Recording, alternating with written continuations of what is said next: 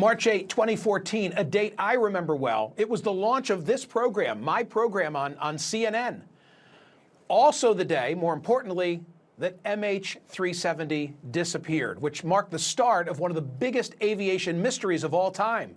The plane carried 239 passengers and crew members. It was set to arrive in Beijing that morning after departing from Kuala Lumpur, but has never been seen since. Coverage of MH370 then took over our airwaves and everybody else's for months after that.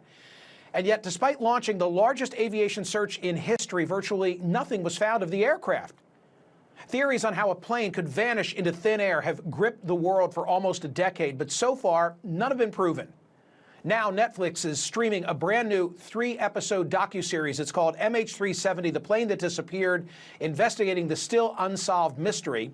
Jeff Wise is an aviation journalist who plays an important role in the Netflix series. He's the author of the book, The Taking of MH370. I invested the 3 hours in the Netflix show. I'm not sorry that I did. I learned a heck of a lot. But at the end, Jeff, we still don't know.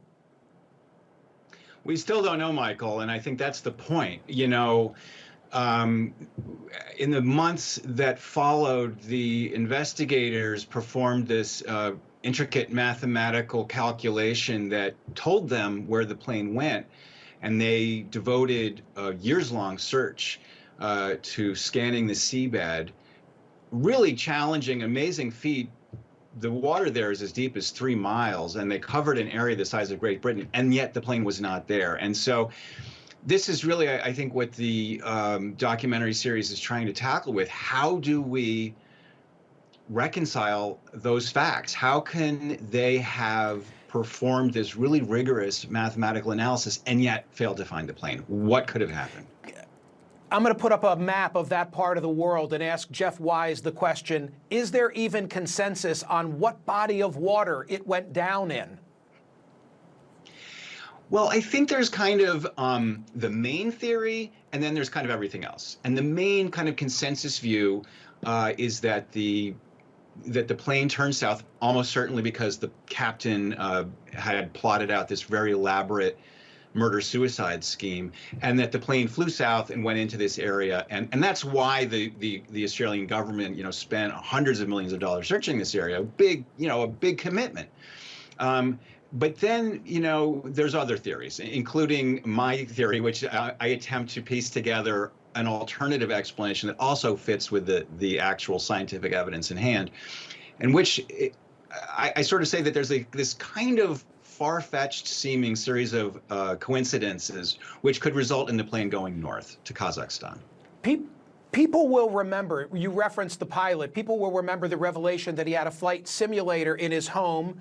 That took on a nefarious connotation. What's the bottom line about the pilot? You know, it's one of these things where it kind of depends on who you ask. There's a lot of people out there who think, oh, this guy was like going through he had a troubled marriage, and he was like a lech, and he was like, had all kinds of psychological problems. The people who really know him best, I think the people who've had the most access to his family and friends, say that he was like a very emotionally balanced guy. He was really well liked. His marriage was strong. He was looking forward to retirement. He put up all these videos on YouTube of him like helping, you know, making videos showing how to repair your leaky windows and stuff. You know, just looking at pictures of him, he seems like a chill guy, and I think he was very popular. He was regarded as an excellent pilot.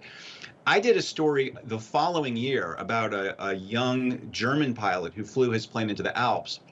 And if you compare these two cases, the German kid was like deeply troubled.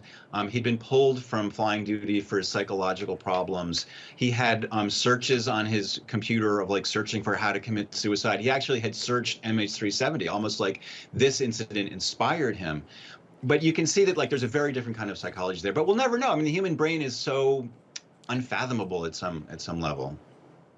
Jeff, quick answer. Is there still an active investigation? And if not, why not?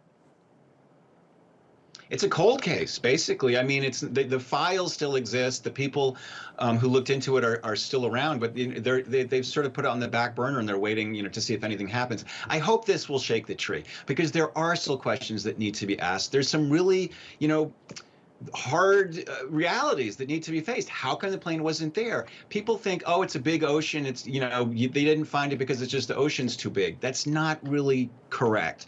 They had data with a known margin of error attached to it. If the plane had flown south, they really should have found it.